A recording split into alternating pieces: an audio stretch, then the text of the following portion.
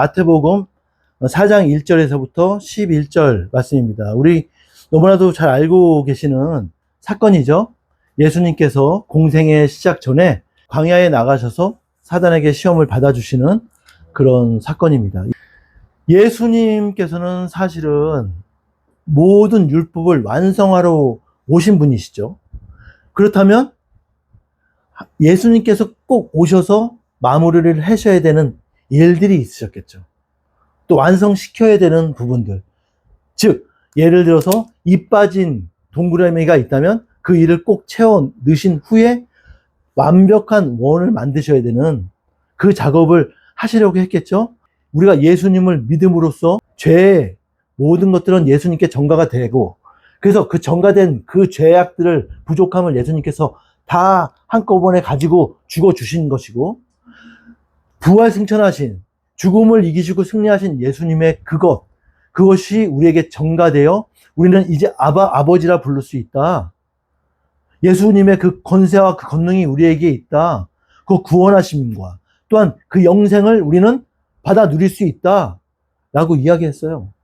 그렇다면 왜, 어떻게 해서 예수님의 그것이 우리의 것으로 허락되었는지, 또 우리에게 그것을 주시기 위해서 예수님께서 무엇을 하셨는지가 오늘 본문이에요. 오늘 본문을 그냥 예수님께서 그냥 예수님도 연약한 하나님이시지만 연약한 인간의 몸을 가지고 이 땅에 오셨으니까 예수님도 아담과 하와처럼 사단의 그 시험을 한번 이겨 주셔야만 했나? 이걸로 끝나면 안 되는 거죠. 안 되는 거죠. 그래서 무엇을 먼저 살펴봐야 되냐면 오늘 이 배경을 살펴봐야 돼요. 이 배경에 예수님이 계신 곳은 지금 어디죠? 광야죠. 광야가 있어요. 그렇다면 광야에서 예수님께서 무엇을 하시고자 하시느냐 했을 때 우리는 원초적으로 맨 앞으로 한번 달려가 봐야 돼. 창세기로. 그래서 하나님께서 아담을 두셨던 곳이 어디예요? 에덴이죠. 그 에덴이 있어요. 에덴이 있어요. 그리고 또 뭐가 있냐면 하나님께서 에덴에서 시작하셨던 그 구속 사역을 다시 한번 시작한 사건이 있죠. 우리가 너무나 잘 알고 있는 대출애굽 사건. 그죠? 출애굽 사건 이후에 이스라엘 백성들이 어디 있었나요? 광야에 있었어요. 그들도 광야에 있었어요. 자, 이걸 보면 광야에 있어요. 그렇다면 하나는 앞선 예수님 오시기 전에 앞선 에덴과 광야가 있죠. 여기 교집합이 있죠. 그렇다면 에덴은 어떤 부분이에요? 아니, 낙원 같은 곳이지. 낙원. 부족함이 없는 곳. 덥지도 춥지도 그러니까 모든 것이 완벽한 그런 낙원에 있고, 지금 예수님께서는 어디 계세요? 척박한 땅, 생명 없는 그곳에 와 있다는 거예요. 근데 보세요. 처음에 하나님께서 허락하여 주셨던 그 에덴에서 아담과 하와가 무엇으로 죄를 짓게 되죠? 맞아요. 선악과. 사과가, 우리 많은 성도님들이 이걸 사과라고 생각을 하시는데, 그걸 왜 그렇게 생각하시냐면, 그건 당연할 수도 있는 게, 옛날에 우리 주일학교 가면, 주일학교 선생님들이 아담과 하와, 그리고 선악과를 그릴 때 꼭 사과로 그려. 사과처럼. 그래서 우리는 사과 또는 능금으로 생각하는 게 아니라, 선악과라는, 어떻게 생긴지는 모르겠지만, 그 선악과가 있었죠. 근데 선악과를 따 먹음으로써, 즉, 뭐냐면, 먹는 것으로 인해서 타락하게 되고 죄에 빠지죠. 죄에. 그죠? 먹는 것으로 인해서 실패해요. 실패하게 되죠.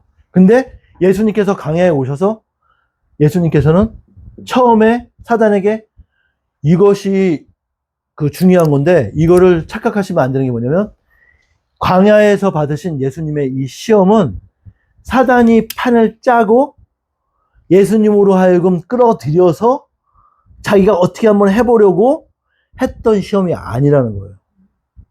이 시험은 철저하게 성령께서 아니에요. 그래서 처음부터 예수님을 이끌고 가신 분이 성령이지. 성령의 이끌림 바 되어 나아가신 거예요. 즉 이것은 뭐냐면 태초에 우리가 알고 있는 창세기 1장 1절의 태초가 아닌 그보다도 시제가 앞선 태초. 그죠? 그 전에 태초부터 계획되어 있던 시험인 거예요. 즉 뭐냐면 사단이 판 펼쳐놓고 여기 예수님을 끌어들인 것이 아니라 이미 성령께서 이 판을 놓으시고 이걸 통해서 이걸 이루시려고, 무엇을 이루시려고? 회복의 역사. 회복의 역사라는 게 뭐냐면 순종. 순종이 먼저 나왔네. 순종이 좀 늦게 나와야 되는데. 그래서 순종과 실패가 이어져야 되거든요, 사실은. 자, 그렇다면 첫 에덴에서 아담과 하와가 선악과 먹는 걸로 인해서 실패했어. 근데 처음에 광야에 들어갔더니 사단이 예수님을 시험하는데 첫 번째가 먹는 걸로 시험해. 먹는 거. 예. 돌을 떡이 되게 하라고 했다. 즉 뭐냐면 사단은 인간이 실패했던 그 부분을 다시 예수님께 적용하고 있는 거예요. 즉 뭐냐면 먹는 거 우리가 우습게 생각할 수 있죠? 아니에요. 그렇지 않아요. 먹는 게 1차적인 것 같아도 단순한 것 같아도 우리에게 가장 중요하고 우리가 가장 연약한 부분이 먹는 거예요. 네, 그럼요. 여기서 저보다 금식 오래 하신 분 없잖아. 있으면 한번 나와봐봐. 여기서 예수님처럼 금식 오래 하신 분이 없잖아. 없으시면 말을 하지 마세요. 이제 먹는 게 사실은 아무것도 우리에게 하나님께서 매 끼니를 허락하시니까 내가 지금 라면을 먹든 밥 한 공기를 먹든 아니면 뭐 짜장면을 꽃배기를 먹든 우리가 지금 먹고 있으니까 그 중요함을 못 느끼는 거예요. 지금 내가 숨을 쉬고 있으니까 이 눈에 보이지 않는 이 산소의 소중함을 내가 못 느끼는 것처럼 지금 내가 살아 숨을 쉬면서 평안함으로 누리며 살아가는 것, 이것이 하나님의 은혜임을 내 눈으로 보지 못하니까 그 은혜를 귀하게 여기지 못하는 것처럼. 먹는 거 중요해요. 그래서 사단은 다시 한번 먹는 걸 가지고 예수님을 시험하게 돼요. 뿐만 아니죠. 에덴에서는 먹는 거였지만, 광야에, 에덴에서 실패했던 인간들, 물심판으로도 변하지 않은 이 인간들을 하나님께서 다시 아브라함으로부터 시작하셔가지고 애굽으로 보내서 애굽에서 물론 종 노릇했지만 거기서 한 민족을 이루시고 한 민족을 이루신 다음에 택한 민족으로 택한 백성으로 선택하신 다음에 광야로 이끌어내신 다음에 광야에서 하나님의 임재를 맛보게 하시며 하나님이 함께 하시며 하실 때에 이 광야에 나왔던 하나님이 이끌어내었던 이스라엘 백성들이 하나님께 뭘 하죠? 물 달라, 밥 달라, 먹을 거 달라. 세 가지 잘못을 너무 많이 했지만 크게 세 가지로 나누면 뭐냐면 아까 먹는 거 맞죠? 첫 번째가 뭐예요? 만나. 하나님이 주신 이 먹는 거 달라 그래. 그러니까 맞아요. 근데 사실은 우리가 하나님 앞에 맨날 기도하면서 달라는 것도 사실은 먹는 거 물질이에요. 물질. 돈 많이 벌고 싶은 것도 뭐야? 내가 건강하게 맛있는 거 오랫동안 많이 먹으려는 거잖아. 예, 맞아요. 만나. 그 어느 시대에도 광야 세대 외에는 이 만나를 구경도 못했어. 보고 싶어도 못 봐. 그 은혜를 맛본 광야 세대예요. 특히 제가 광야하면 뭐라고 그랬죠? 임재. 맞아요. 광야하면 뭐 고난, 뭐 훈련, 뭐 그런 것만 생각하지 마시라고 그랬잖아. 물론 우리가 그 척박한 땅에서의 하나님과 함께 하시는 그 훈련도 있었지만 그곳에 있었던 건 가장 중요한 건 뭐냐면 항상 하나님의 임재가 함께 하셨다는 거예요. 하나님의 영광이 낮에는 구름 기둥으로 밤에는 불 기둥으로 늘 이스라엘 백성들이 하나님의 그 영광을 눈으로 보는 그 은혜를 광야에서 누렸다는 거예요. 그러면 감사해야지. 지금 우리는 그 세대 말고는 그 전후에 누구도 하나님의 그 영광을 바라본 백성들이 없는 걸? 그럼에도 불구하고 이스라엘 백성들은 이 하나님이 주신 이 귀한 만나를 하찮게 여겼다는 거예요. 하찮게 여겼어요. 두 번째는 뭘까요? 두 번째는 뭐냐면 하나님께 불평불만해. 불평하고 불만. 불평, 불만이라는 건 뭐예요? 하나님을 시험했다는 거잖아요, 시험을 했다는 거잖아요. 그러면서, 하나님, 우리를 죽이려고 이끌어내셨어요! 이게 다 하나님 시험하는 거잖아요. 홍해가 갈라지는 역사를 봤으면서, 애굽에 내려지는 10가지의 재앙을 봤으면서, 이게 할 일이냐고, 백성들이. 세 번째가 뭐예요? 기껏 우상 숭배. 우상. 송아지 만들어 놓고, 황금 송아지 만들어 놓고, 송아지가 하나님이라 했던 것. 자, 이거 세 가지가 있어요. 이 에덴에서의 먹을거리가 여기 만나에 있죠? 그렇다면, 우리가 이것을 여기에 갖다 놓을게. 마지막에 소망으로 두셨던 이스라엘, 택한 백성, 이스라엘 백성들이 하나님 앞에 은혜를 받고 그 시내산 언약을 받은 후에 받았던 그 광야에서 하나님 앞에 실패했던 이 요인 세 가지. 만나, 그리고 하나님을 시험하려고 했던 것, 그리고 금송아지 만들어 놓고 우상 숭배했던 것. 이 세 가지가 예수님의 광야에서의 시험으로 똑같이 들어와요. 두 번째, 하나님을 시험하죠. 왜 그러면, 야, 봐라. 사단이 그러냐면, 두 번째는 그러잖아요. 야, 성전 꼭대기로 데려가가지고 높은 데 데리고 가서, 야, 여기서 뛰어내려봐. 그럼 네가 하나님의 아들이거든. 여기서 뛰어내리라. 그러면 천사들이 와서 너를 수종들므로 떨어진 너의 발이 땅에 닿지 않게 할 거 아니냐? 이게 무슨 방법이에요? 하와를 넘어뜨렸던 그 방법과 똑같은 거잖아. 안 먹어봤어? 아, 너 그거 선악과 먹으면 너네 눈이 밝아져가지고 하나님처럼 돼. 이게 뭐예요? 하나님과 아담과 하와 사이의 신뢰를 깨뜨리는 거잖아. 지금 예수님한테 뭐라 그래? 첫 번째, 네가 하나님의 아들이거든. 돌들로 떡이 되게 먹게 해라. 두 번째는 뭐래? 네가 하나님의 아들이거든. 저 성전 꼭대기에서 뛰어내려라. 천사가 너를 수종 들고 네 발에 땅에 닿지 않게 하겠다. 근데 이것이 먼저 와서 두 번째 시험은 시편 91편이에요. 시편 91편을 인용해가지고 사단이 예수님을 시험하는 거예요. 사탄 마귀가 성경을 모르는 게 아니에요. 사탄이 우리보다 성경 더 잘할 수 있어. 아마 딸딸딸딸 애울걸? 사단은 그럴듯한 모습으로 와요. 제가 여러분들을 향한 열정이 굉장히 높습니다. 저는 주의 종으로서 한 사람의 목사로서 하나님이 바라보시는 그 영혼 한 사람의 그 영혼들을 바라보는 그 마음이 주님의 마음으로 바라보려고 정말 애쓰고 수고합니다. 그렇기 때문에 정말 열정이 강하고 그래서 안타까움도 많습니다. 그런데 이것이 나의 올무가 될까요? 되죠. 내가 하나님이 맡겨주신 그 영혼들, 그 성도님들, 우리 믿음의 형제들을 위해서 애쓰고 수고하는 그 열정이 넘치는 것이 사실은 정답일 수도 있어요. 하지만 옳은 일일 수 있지만 이것이 나의 올무가 될 수도 있어요. 그만큼 사단은 그 옳은 걸 가지고도 날 넘어뜨릴 수 있다는 거예요. 어떻게 하면? 내가 과하면, 내가 절제를 못하면.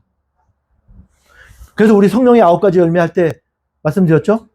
사랑과 희락과 화평과 오래 참음과 그리고 양성과 또 충성 온유 절제 할 때 맨 마지막에 절제 가장 중요하다고 그랬어요. 심지어는 사랑을 표현하는 것도 사랑을 하는 것도 절제가 필요하다는 거예요.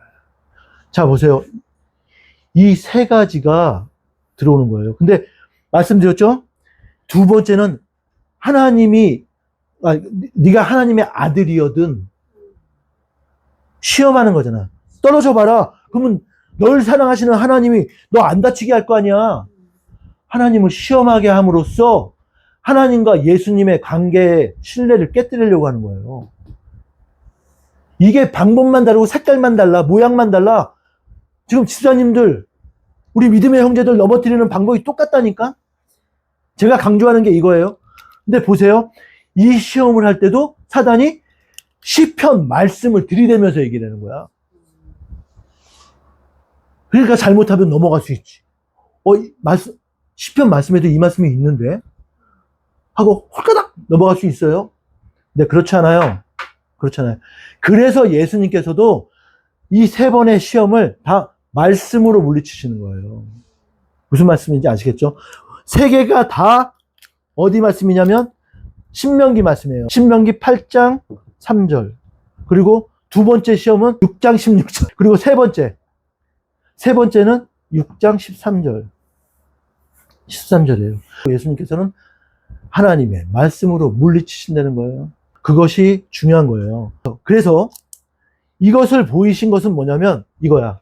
에덴에서 또한 광야에서 실패했던 그 방법을 사단으로부터 똑같이 받으시는데 그 똑같이 받은 그 시험을 하나님의 율법, 하나님의 말씀을 통해서 이겨내심으로써 순종을 우리에게 다시 전가시켜 주시려는 거야, 전가.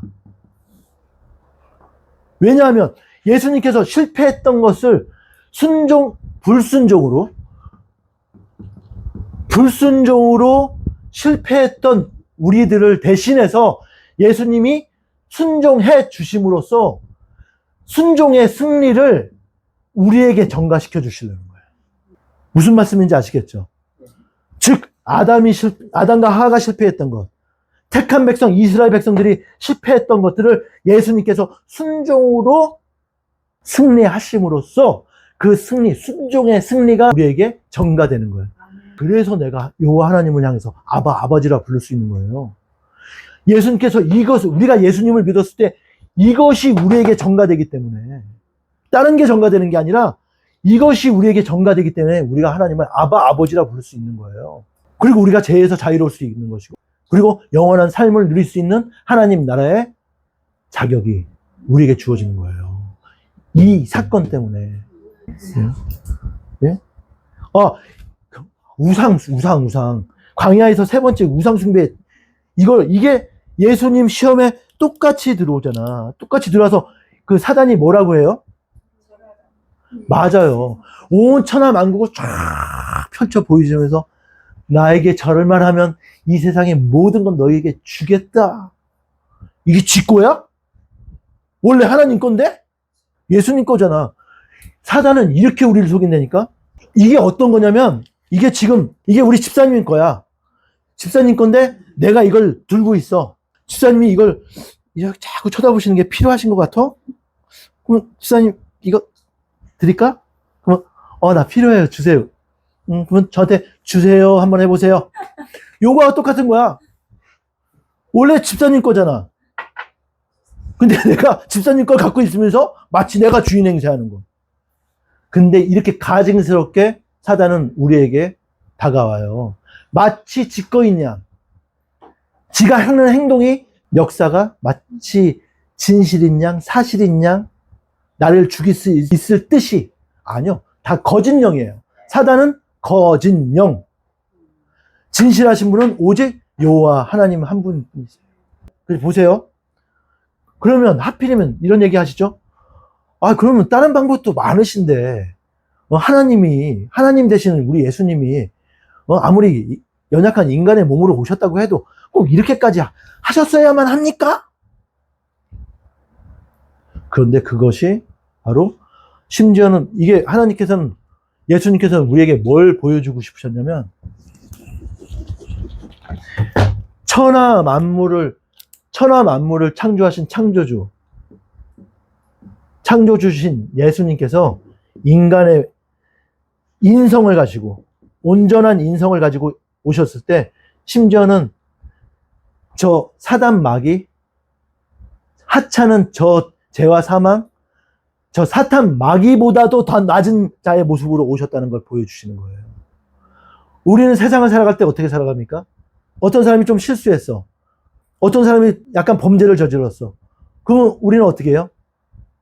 어떻게 저따구 인간이 다 있어. 어떻게 인간의 탈을 쓰고 저럴 수가 있어. 우리는 죄의 결과에 대해서 우리는 물을 때 손가락질하고 욕하죠. 그것이 다 누구의 모습이에요? 사탄. 어둠의 모습이거든요. 악의 모습이거든요. 그걸 우리는 하찮게 여기고 나무라고 마치 나는 거기서 자유로운 것처럼 손가락질하죠? 나도 별반 다르지 않으면서 예수님께서는 우리가 그렇게 손가락질하고 저주하는 것보다도 더 낮은 모습으로 이 땅에 오셨다는 거예요. 얼마나 예수님께서, 하나님이신 예수님께서 당신을 낮춰서 이 땅에 오셨는지, 이 모습을 보면서 우리는 뭘 생각해야 되냐? 나의 모습을 비추어 바라봐야 된다. 내가 속해 있는 어느 공동체, 내가 속해 있는 교회, 내가 속해 있는 가정들, 형제들, 아니면 회사, 어느 곳에든지 내가 서 있는 나의 모습을 한번 되돌아보세요. 내 모습이 예수님의 모습이신지. 그렇다고 해서 근데 꼭 제가 이렇게 말씀드리면 그 다음 날부터 회사 가셔서 일어나는 게 아니라 내 마음 자세가 늘 누구 위에 서려고 하지 말고 내가 항상 그 사람의 입장이 되어서 생각을 해보고 또 그들을 대할 때에 사랑의 마음을 비추어 예수 그리스도의 마음으로 대하고 존중하며 대하라는 거죠.